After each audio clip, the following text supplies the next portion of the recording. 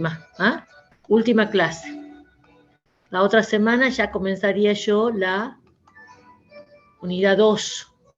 Y hagan cálculos que más o menos estaría rindiendo el trabajo práctico de la unidad 1, más o menos en 15 días. ¿Bien? Bueno, repaso de dónde venimos. Lo último que vimos, y que necesito que lo recuerden ahora, es los conceptos de predicados y cuantificadores. Espérenme un segundito, ya vengo. Está bien. De que necesito que tengamos en claro estos dos conceptos que vimos en la última clase. Aquel que esté atrasado, por favor, se pone al día, si no, no me va a entender nada. Hemos dicho que un predicado era una frase que no era proposición, pero que tenía una variable que cuando tomaba valores de un universo de discurso, se convertía en proposición. Lo denotábamos así, como P de X, Q de X, como si fuera una función. Cuando yo le doy valores a X, esto se convierte en proposición. ¿Valores de dónde? Valores de un universo dado. Entonces, siempre voy a tener un universo de donde sacar los valores de X, ¿bien? Pueden ser personas, números, cosas. Yo saco los valores de acá y los reemplazo, y yo puedo decir, bueno, esto es verdadero o falso. ¿Bien? Y el otro modo de convertir un predicado en proposición es cuando indicamos con qué frecuencia los predicados son ciertos. Entonces, por ejemplo, acá estamos diciendo que para todos los valores de X se va a cumplir el predicado P de X. Este se llama cuantificador universal. Está A al revés, se lee para todos. Ya lo conocen, seguro que en álgebra, que en análisis matemático lo han usado. Bien, entonces, esto me está diciendo, todos los individuos de este conjunto cumplen, satisfacen el P de X.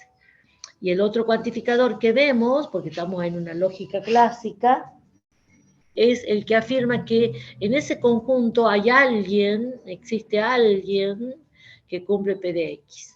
Bien, entonces, yo ya de esto puedo decir verdadero o falso. ¿Verdadero o falso? Bien. Siempre pasa eso. Bien, ahora tenemos que aprender cómo negar una frase que tenga un cuantificador. Entonces, estas son las equivalencias que me dicen cómo negar cuantificadores. ¿A qué es equivalente la negación de los cuantificadores? Bien, entonces muchas veces necesitamos esta equivalencia para mejorar una expresión.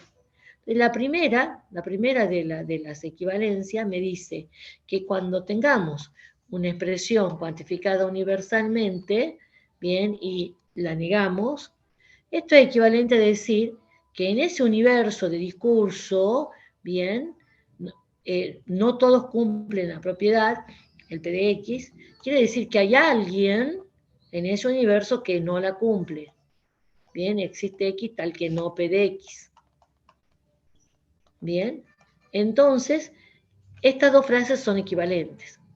Pongamos un ejemplo. Supongamos que el universo de discurso sean ustedes, alumnos, comisión 1K6. Entonces, supongamos que P de X sea X aprobó matemática discreta, supongamos, ¿no?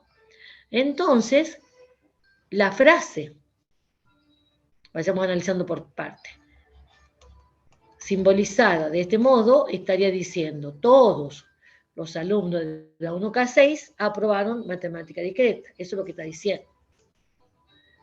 Y si pongo un no adelante, lo podemos leer de muchos modos. No todos aprobaron matemática discreta.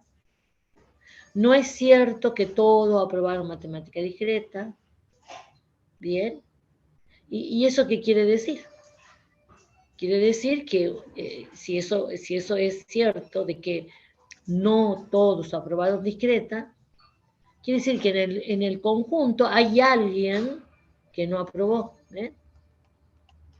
Entonces, de ahí la equivalencia. ¿Cómo leemos esto? Bien. Alguien no aprobó. ¿Cómo leemos esto? No todos aprobaron. No es cierto que todos aprobaron. Equivalente a decir, hay alguien que no aprobó. Bien.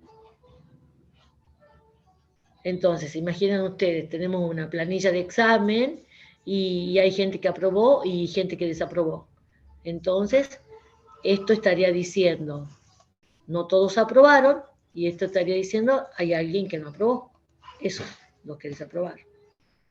Bueno, la otra fórmula es cómo negar un existencial. ¿Cómo negar? Esto me está diciendo, no es cierto que existe alguien que cumple el PDX. No es cierto que existe alguien con tal propiedad. Equivalente a decir que todos no tienen esa propiedad. Si lo aplicamos a este caso, aquí estaríamos diciendo, no existe alguien que aprobó discreta. Todos no aprobaron. El todos no, cuando tengan así, un todos no, que es a veces incómodo de leer, también se puede leer si se trata de persona como nadie, o ninguno, o ningún, si se tratara de números, de objetos, qué sé yo. Entonces, por ejemplo, en este caso de la aplicación que le estoy poniendo, bien, aquí diríamos, no es cierto que existe alguien que aprobó discreta, equivalente a decir, nadie aprobó discreta. Bien, bueno, es una de las 3 cosas que tenemos que incorporar en esta última clase sobre predicados. Bien, ya lo vamos a practicar.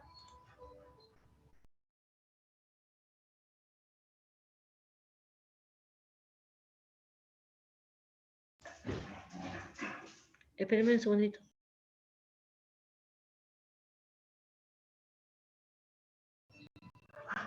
Entonces, son 2 equivalencias, ¿ah? 2 equivalencias. Es común en los exámenes ver este error, que creen de que si tengo una negación adelante del para todo, da lo mismo ponerla afuera que adentro. Y esto pueden probar que no es equivalente. No vale la equivalencia acá.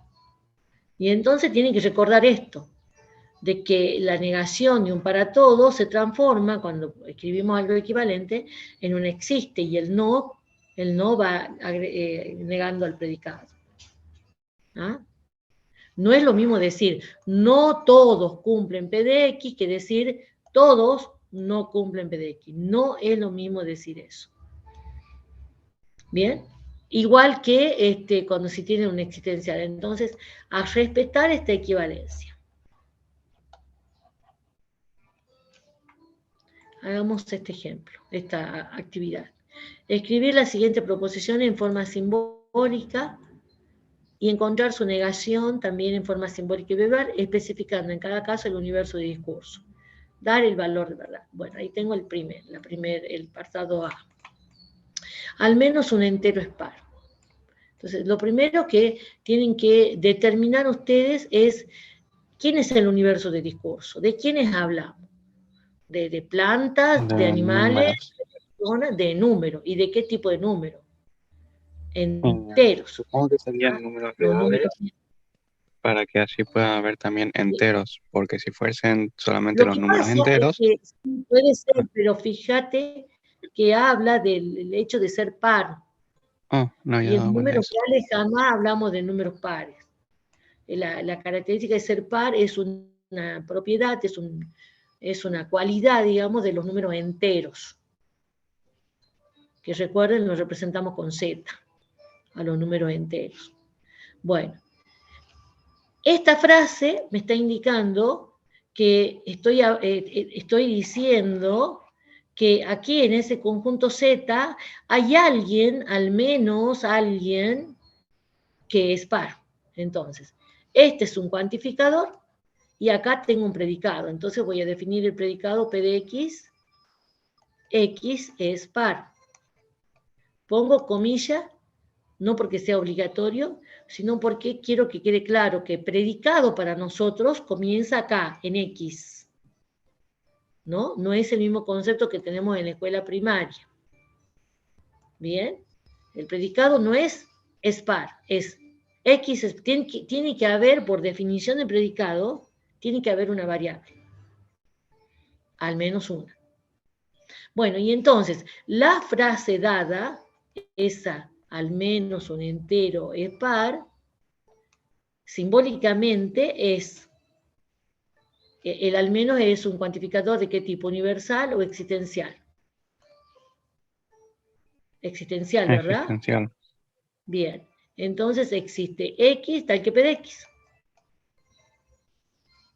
Esa es la frase dada simbólicamente. Su negación.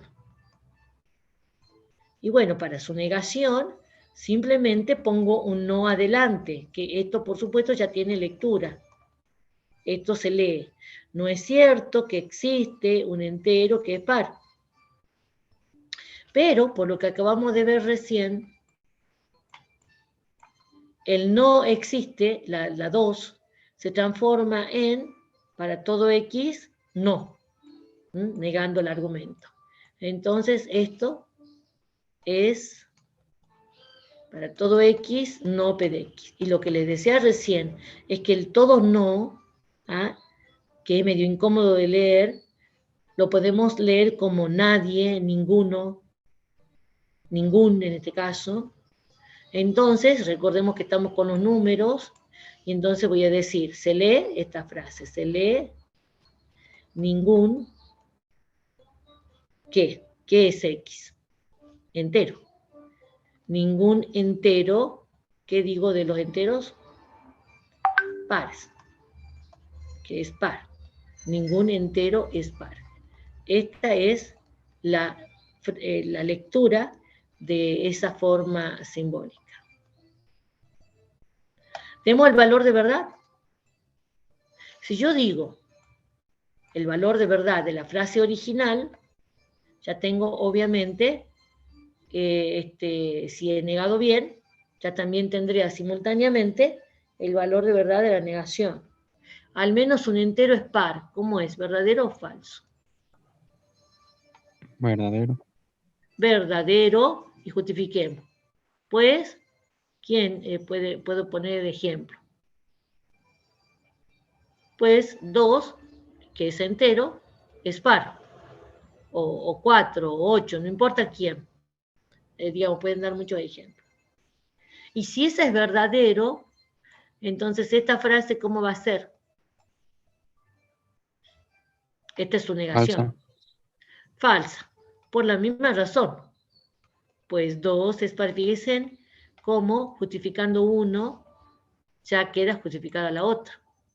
La misma justificación de por qué esto es verdadero alcanza para justificar por qué su negación es falsa.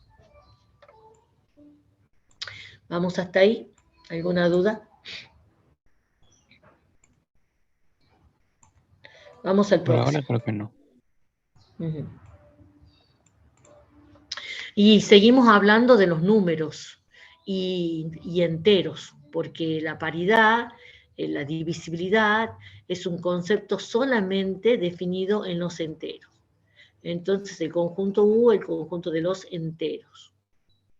Pero acá tengo un conectivo, el sí entonces, y estamos vinculando a 2 predicados. Entonces tengo la característica de ser par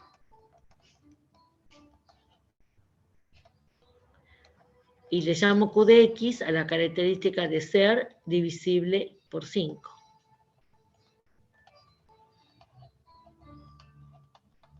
Los predicados son siempre afirmaciones. Entonces, el sí, entonces, es una flecha. Mi antecedente sería P de X y el consecuente, ¿quién sería? Q de X. No, Q. no Q de X. Bien. ¿Y esto está cuantificado? ¿Sí o no? Esta frase, ¿está hablando de un individuo en particular o de todo el conjunto Z? De todo. De De todo. todo, creo. ¿Bien? La palabrita cualquier es una manera de cuantificar universalmente. Cuando hay un cualquier, es un para todos. Bueno, y entonces ahora ya hice. A la frase dada, la escribí simbólicamente. Ah, y ya encontramos el valor de verdad. ¿Ah? El valor de verdad de esto. Es cierto que todos aquellos números que sean pares no son divisibles en 5. No. No. Bien. Y demos un ejemplo. 10 es divisible en 5. 10. 10, claro, es par y es divisible en 5. 10 es el caso y no es el único. Bien. Y entonces ahora digo su negación. Bien, y entonces antepongo un signo no, un símbolo de no, antes de la expresión.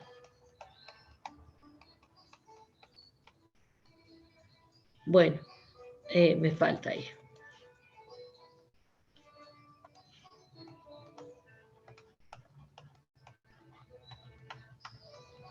Bueno, y fíjense en lo incómodo que es leer esto. No es cierto que todos los números que sean pares no son divisibles en 5. Lo único que hice es anteponer un no. Pero entender eso a veces, uno que lo dice, digamos, puede entenderlo tranquilamente. Pero si otro nos escucha, se va a quedar pensando, porque es más complejo una frase que tenga dos no. Es más complejo de entender. Entonces busquemos otra frase que tal vez sea más fácil de entender. Entonces aplico esta equivalencia. Y el no para todo se transformaba en Existe. un existe no. ¿Entender? Un existe y debo al no ese de afuera anteponerlo al argumento del predicado. O sea, yo tendría aquí un predicado compuesto. ¿Ah? Bueno, pero esto puedo hacer más porque hemos visto en las clases anteriores que toda condicional, cuando estaba negado, esto es equivalente a afirmar una conjunción entre el antecedente y la negación del consecuente. Aplicando eso acá, me quedaría, existe X tal que, y entonces P de X y no Q de X. Y no Q de X, ¿cómo sería? No, ¿qué pasa con eso? No. Q de X. La Simple. ley de doble negación. Bueno, fíjense en cómo esto queda de fácil de leer. Algún número entero es par Y divisible en 5. divisible en 5. Y fíjense en cómo el ejemplo que antes me ha servido para justificar por qué este era falso, que era 10, es el ejemplo que me sirve para justificar por qué esto es verdadero. Existe un entero que es par y divisible en 5, sí, 10. Bueno, en el video de la práctica van a ver que yo hice varios más y les van a quedar a ustedes otros tantos más porque para que ustedes practiquen. Segundo concepto de esta clase nuevo, y hay 3, vamos por el segundo. Entre predicados también puede haber equivalencias, así como nosotros en las primeras clases le enseñábamos equivalencias y se representaba así con esta doble flecha.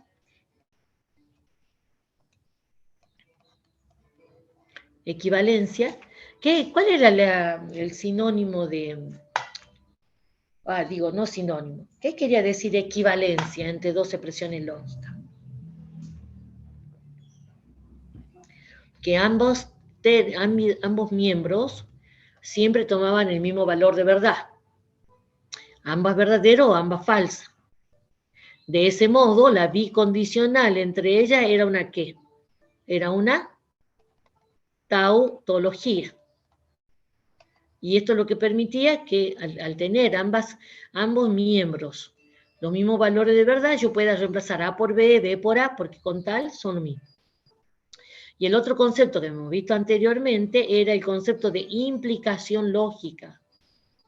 Esto era un concepto más estricto que aquel. Esto decía, si A es verdadero, B también, nada más. Con lo cual podemos decir que A condicional B es tautología. Esto es lo que ya vimos. ¿Qué es lo que vamos a tener ahora? Que estas expresiones puede que tengan predicados. Entonces puedo hablar de predicados equivalentes. Pero claro, en los predicados hay una variable. Entonces, ¿quién tiene que ser verdadero? Tiene que ser verdadera la bicondicional para todos los valores de la variable. ¿Bien? No para un solo valor, sino para todos los valores. Y acá decimos que los predicados se implican lógicamente cuando para todos los valores de la variable esta implicación es verdadera. ¿Bien? Bueno, ahí tienen la definición, chicos, de lo que acabo de decir. Y bueno, miren esta actividad, ¿no? Que me remite al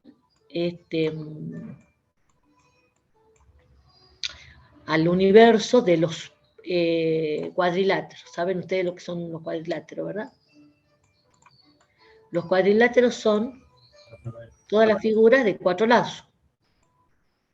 Bien. Pero claro, algunos tienen nombre. Los cuadrados, los rectángulos, los trapecios, algunos tienen nombre. Bien. Entonces, un cuadrado, ¿cuál es la característica de un cuadrado? Tiene 4 lados iguales y 4 ángulos rectos. Un rectángulo tiene 4 ángulos rectos, pero los 4 lados no son todos iguales, son 2 a 2, ¿verdad? 2 a 2 son iguales. Rectángulo. Rombo.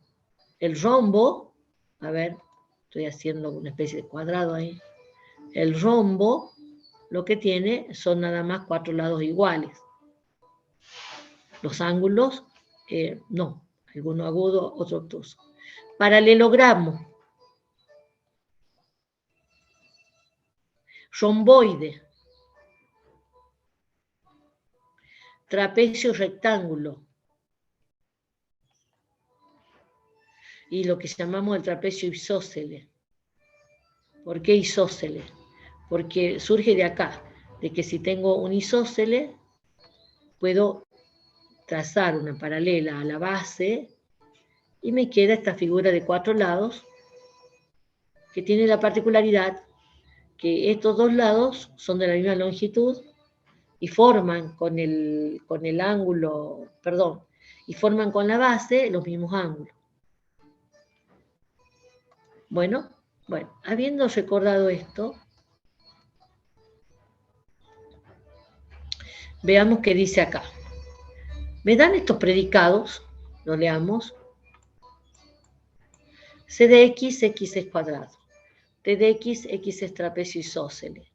A de x, x tiene 2 pares de ángulos internos iguales. R de x, x tiene 4 ángulos rectos. L de x, x tiene 4 lados iguales. Dice, traducir cada una de las siguientes proposiciones en una frase en español y determinar si la proposición dada es verdadera o falsa. Bien, entonces, la primera dice, para todo x, ¿esta? Para todo x, R de x, entonces C de x. Bien, me pide que la traduzca en una frase en español. O sea, la pasemos del lenguaje simbólico al lenguaje coloquial. Entonces leo así. Para todo cuadrilátero, ¿sería? Bien, perfecto. Me voy a ahorrar el para, voy a poner todo. ¿Ah? También se puede hacer así. Todo cuadrilátero es tal que, pongamos una comita, tal que, porque lo que viene es compuesto, es tal que sí, tiene. Acá no usamos X, o sea, viene a ser, te dicen, ¿por qué no? ¿Qué no ha dicho que los predicados tienen X? Sí, en la forma simbólica. Pero acá la palabra cuadrilátero está haciendo de variable. ¿Ah? Por eso acá dije todo cuadrilátero. X es cualquier cuadrilátero. Entonces acá cuando ya lo traduzcan en frase, acá recuerden quién es X. Ya no usan X, pero escriben lo que es X. Bueno, todo cuadrilátero es tal que sí tiene 4 ángulos rectos. Ángulos rectos son los ángulos de 90 grados, ¿verdad? Entonces, es un cuadrado. Todo cuadrilátero es tal que si tiene 4 ángulos rectos, entonces es un cuadrado. ¿Verdadero o falso? Falso. Falso, muy bien, falso. No basta con tener 4 ángulos rectos para decir que es cuadrado. También puede ser qué cosa. ¿Qué figura tiene 4 ángulos rectos y no es cuadrado? Muy bien, entonces tienen que poner falso. Los rectángulos, bien, acá tenemos que poner falso. Los rectángulos cumplen el antecedente, tienen 4 ángulos rectos y sin embargo no es un cuadrado. Bien, bueno, falso entonces.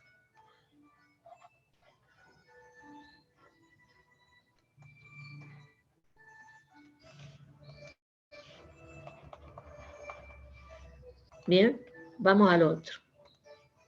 Para todo X, T de X, entonces A de X. ¿Cómo sería? ¿Cómo leerían esto? Todo cuadrilátero es tal que sí es un trapecio isósceles, entonces tiene 2 pares de ángulos internos iguales. ¿Ah? Bueno, este es un par y este es el otro par. Estos ángulos son iguales por definición de triángulo isósceles, por la forma en que por la forma de trapecio isósceles. ¿Ah? Se deduce esto. Entonces, verdadero. Por propiedad o por definición de los trapecios isósceles. Bien. Vamos a, me arde mucho la vista, vamos a ver hasta dónde aguanto. No sé por qué. Vamos al 3. Para todo X, C de X, entonces, hay un sí, solo sí, L de X. Acá hay un sí, solo sí. Acá había sí nada más. Bueno, acá hay un sí, solo sí. Bueno. Todo cuadrilátero es tal que es un cuadrado, sí, solo sí, tiene 4 lados iguales. ¿Bien? ¿Verdadero o falso? Todo cuadrilátero es tal que es un cuadrado, sí, solo sí, tiene 4 lados iguales. Cuando tengan una bicondicional, y a lo mejor les cuesta razonarlo, una buena estrategia es analizar primero en un sentido. Y si esto es verdadero, analizar en el otro sentido. Y si los dos son verdaderos, por lo tanto la bicondicional también va a ser verdadero. Entonces, Cuadrado implica tener 4 lados iguales. Sí, Sí, implica. en este sentido Y es verdadero. también los ángulos Pero rectos, porque en el también otro sentido. En el otro un rombo sentido. también. ¿No? Claro. Tener 4 lados iguales no significa que es cuadrado. Por ejemplo, los rombos tienen 4 lados iguales y no son cuadrados. Entonces, falso. Los rombos. Pero no dice ahí, profesora, que tiene los 4 ángulos rectos y también los 4 lados iguales. Ese es el apartado siguiente. Ah, confundí.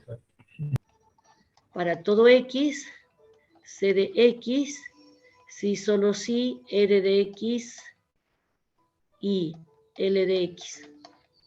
¿Bien? A ver, analicemos en este sentido. Para todos los cuadriláteros se cumple que si es un cuadrado, entonces tiene 4 ángulos rectos y 4 lados iguales. ¿Sí o no? Sí, esta vez es verdadero. Sí, por definición de cuadrado. Y al revés, si yo tengo una figura, le mido los lados, son iguales, le mido los ángulos, son todos rectos, ¿ya puedo decir que es cuadrado? Sí. Sí, ¿verdad? Porque es lo único que se exige para hacer un cuadrado. Con eso basta para hacer un cuadrado. Entonces esto es verdadero. Bien, eso es verdadero. Me dice el último apartado, que dados los resultados de esto, concluyamos cuáles son predicados equivalentes y cuáles son implicaciones uno de otro. No miren este caso, porque esto es falso. Para que haya equivalencia, yo tengo que tener una situación donde todo es verdadero. Entonces tampoco miro esto. Entonces, los casos de equivalencia e implicación lógica están acá, en estos dos, porque me da verdadero. Y entonces, ¿qué digo? Como tengo acá una implicación siempre verdadera, acá lo que digo es que T de X implica a de X. Este predicado implica lógicamente a de X, o sea, ser un trapecio isósceles implica lógicamente tener dos pares de ángulos internos iguales. ¿Bien?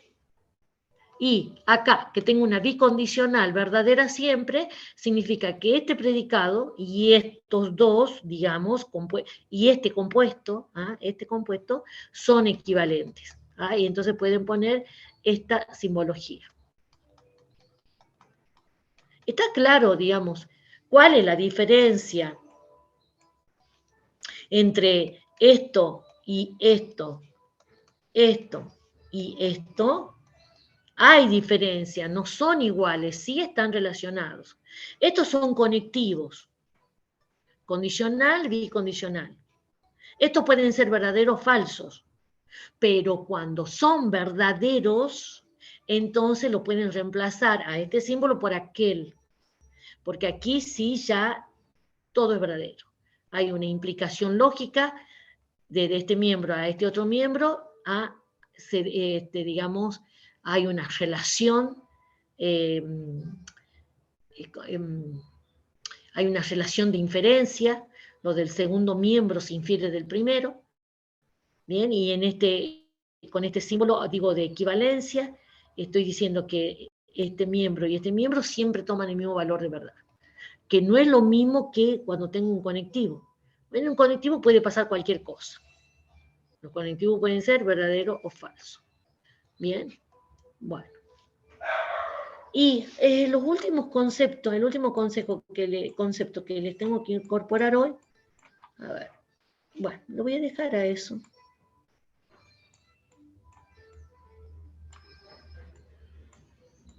Entonces, profesora, la implicación vendría a ser, siempre sería verdadero. Ya, La implicación lógica. claro. Bueno, ¿se acuerdan que cuando teníamos razonamientos, repasemos los razonamientos? Un razonamiento era un conjunto de premisas y una conclusión, ¿verdad? Había una implicación lógica entre la conclusión y las premisas. Y habíamos visto las principales reglas de inferencia, ¿qué son las reglas de inferencia? Las reglas de inferencia eran aquellos razonamientos válidos, básicos. Y entonces teníamos, por ejemplo, el modus ponens, el modus tollens, eran 7, no son los únicos. El silogismo hipotético, bueno, el silogismo disyuntivo, etcétera, eran 7 en total. Habíamos practicado esto. Pero esto es para usar cuando yo tengo proposiciones simples o compuestas, pero proposiciones, no predicados. Entonces, lo que vamos a ver ahora es regla de inferencia con predicados. Eso es lo que nos falta ver.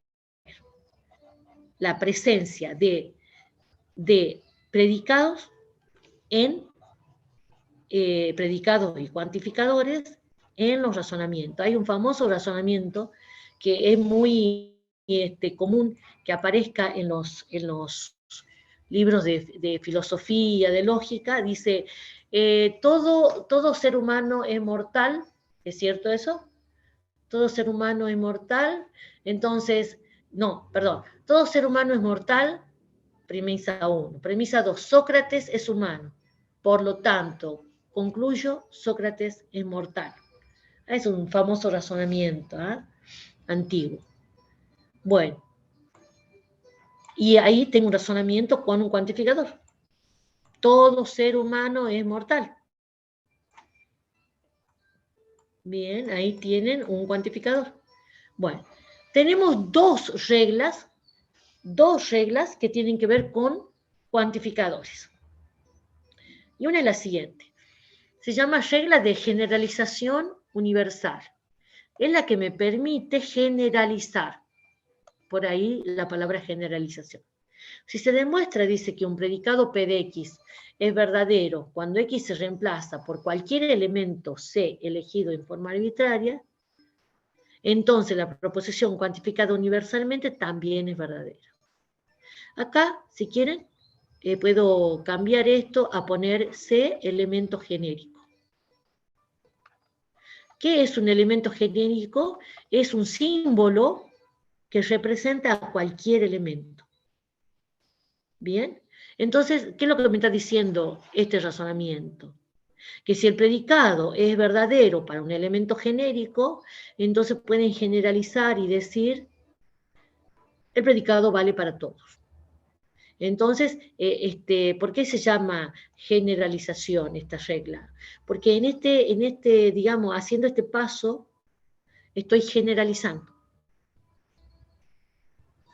Y esto, que pareciera ser nuevo por la forma en que ustedes lo están viendo, en realidad no es nuevo. Ustedes fíjense cómo cuando le demuestran teoremas en análisis matemático o en álgebra, siempre parten de elementos genéricos. Por ejemplo, quieren demostrar un teorema que tiene que ver con las funciones. Y entonces dicen, sean f y g funciones continuas, tal que, bien, no le dan una función particular. No, utilizan la letra f y g para funciones genéricas. Y entonces se trabaja con ello.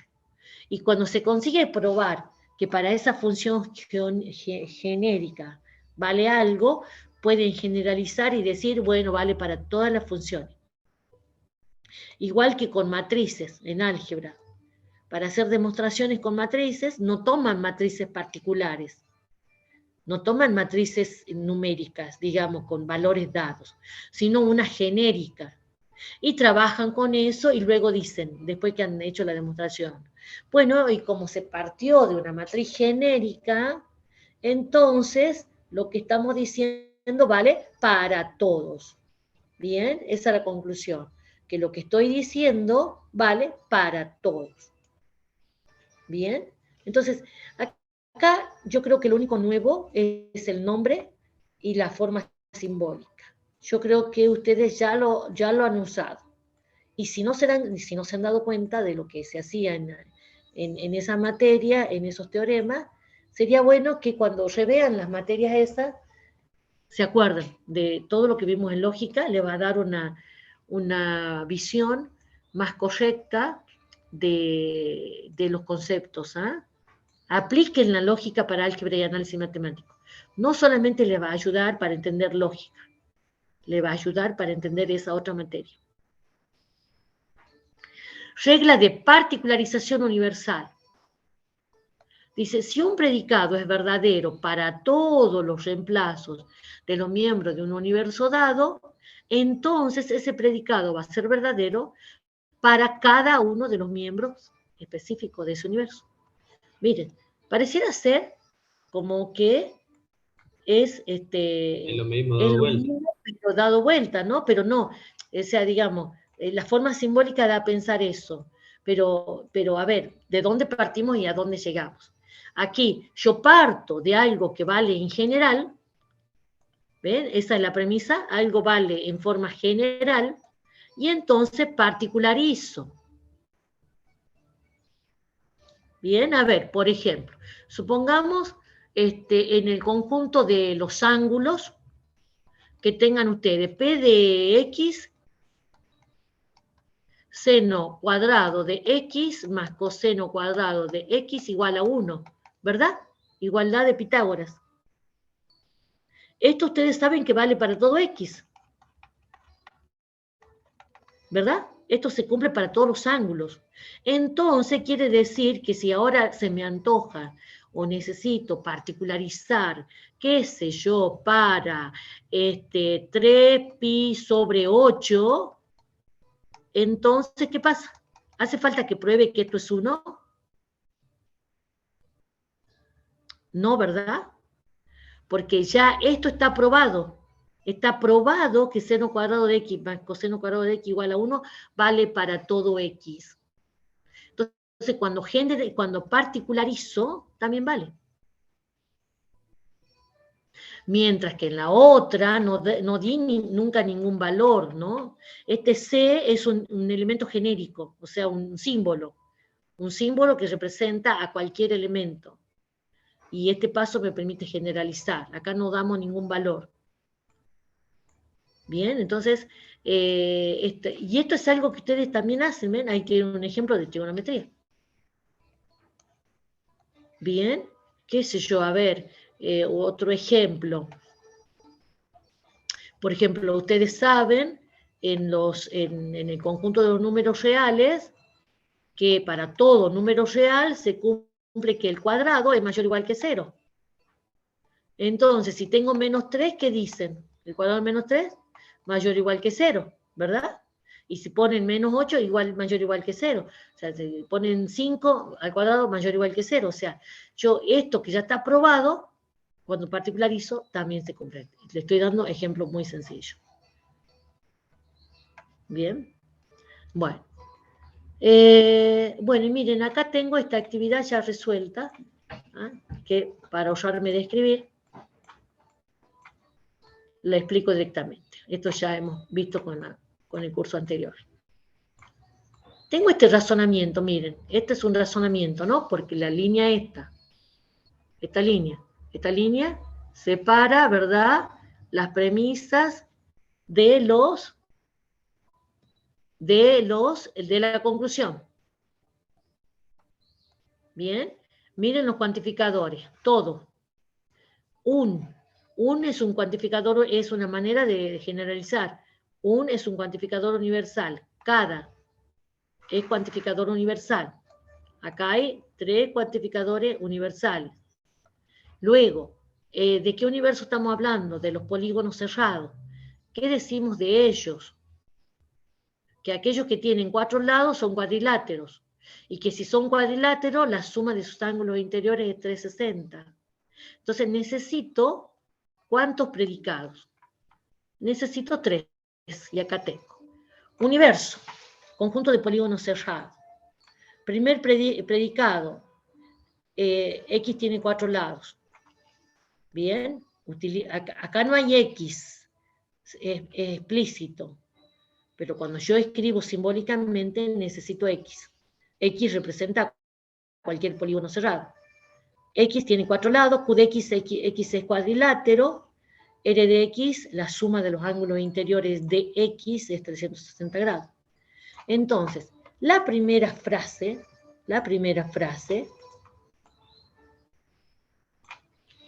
todo polígono cerrado de 4 lados es un cuadrilátero, es esto. Para todo polígono cerrado se cumple que si tiene 4 lados es cuadrilátero. Vamos a la segunda frase. Un cuadrilátero es tal que la suma de sus ángulos interiores es 360 grados. Bien, entonces cualquier cuadrilátero, un cuadrilátero,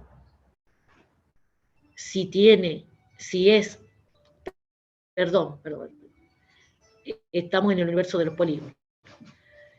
Cualquier polígono se cumple que si es cuadrilátero, entonces tiene la suma de sus ángulos internos de 360 grados. Conclusión. Cada polígono cerrado de 4 lados es tal que la suma de sus ángulos interiores es 360 grados. Bien, aclaro. Todo cada cuantificador universal. O sea, viene a ser, estos dos son una manera de expresar el todo. El un, recuerden, se llama artículo indefinido. Cuando uno utiliza la palabra un en cualquier frase, está diciendo uno cualquiera. ¿Ah? Entonces, todo lo que uno afirma vale para todos. No está hablando de un determinado, sino de uno cualquiera. Si no, diría él. ¿Se acuerdan de eso de la primaria, no? Cuando veían artículos. Cuando veían artículo, en la escuela, la maestra le decía él, ella, ¿verdad? Ay, perdón. No, ella, no, perdón. La. Él, la y un. Estos son artículos definidos. Si yo digo, supongamos que en una mesa hay lápices, y yo les digo a ustedes, alcáncenme el lápiz, ustedes me van a preguntar cuál. Porque él se refiere a uno determinado. Entonces, si hay varios lápices, ustedes me van a decir cuál te alcanzo.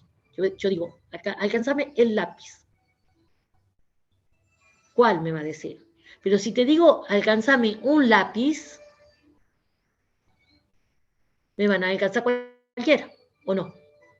Les doy a entender con un, que me da lo mismo un lápiz que otro. Pero si yo digo él, bien, si digo él, estoy como señalando a alguno, a un determinado. Entonces, la palabra un también es sinónimo de todo, y cada también. Bueno. Y bueno, la cuestión es que hay que demostrar que esto es válido. Resulta que, si se fijan ustedes en los argumentos, P de X implica Q de X implica R de X. En el acto, esto me remite al silogismo hipotético. Pero cuando teníamos el silogismo hipotético, no teníamos predicados. Entonces, ¿cómo hago para aplicar esto teniendo predicados? Bueno, miren, es sencillo, aplicando justamente la regla de hace rato. Decimos, premisa 1, para todo X, P de X implica Q de X. Premisa 2, para todo X, Q de X implica R de X. ¿Cómo hago para aplicar el silogismo hipotético? Me desprendo del cuantificador. ¿Y cómo es que se hace eso? Particularizo, en cada uno de estos miembros, particularizo el argumento para un individuo genérico. Que si quieren, en vez de A, llámenle en C. Llámenle en C. ¿Ah? Porque así era cuando estábamos, cuando hemos expresado la regla. Y le hemos llamado C. Da lo mismo, ¿no? Es un nombre. Entonces, decimos, bueno, si esto vale para todo, vale para C. Y ahí estoy aplicando en el renglón 1 la particularización universal. Y en el renglón 2, si esto vale para todo, vale para C. Entonces, al renglón 2 le aplico la particularización universal. Y acá, ya en el renglón 3 y 4, fíjense, ya no hay cuantificador, ¿ven? Ahí ya no hay cuantificador. Cuando no hay cuantificador, esto ya es proposición. Y yo en las proposiciones puedo aplicar el silogismo hipotético. Entonces, si PDC implica QDC y QDC implica RDC, entonces por el silogismo hipotético, PDC implica RDC. Bien, ¿y cómo hago para llegar a la conclusión? Porque la conclusión tenía un cuantificador. Y ahora doy el salto a la generalización. Porque si este C era un individuo cualquiera, puedo generalizar y decir, esto vale para todo X. Al renglón 5 le aplico la generalización universal. Y ahí está, hemos llegado a la conclusión. Por lo tanto, el razonamiento es válido. Bien.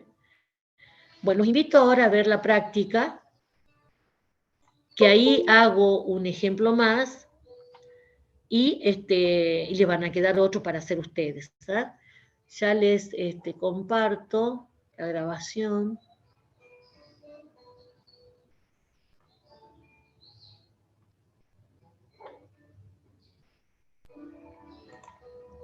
Está, por supuesto, subida en el aula virtual. Los TP, chicos, en la primera clase he dicho que los TP se rinden en cuestionarios virtuales. Eso fue desde hace muchos años, no solo por la pandemia, ¿no? Vamos a seguir con esa costumbre. Los parciales sí van a ser presenciales. Bien, ahí les dejo el enlace. ¿Cuándo se rinden los TP? Más o menos en 15 días, ¿eh? Entonces los espero el viernes para consulta. Sí. Bien, no dejen de ver la práctica, no se dejen estar, no se atrasen, porque después todo esto, si se han atrasado y pretenden en poquito tiempo meterse todos estos conceptos en la cabeza, terminan aturdidos, ¿eh? Así que de a poquitito. Ven un concepto, lo practican, otro concepto lo practican, y así se va sentando el conocimiento. Nos vemos, chicos. ¿A qué hora se consultan? A las 7 de la tarde. Yo les aviso por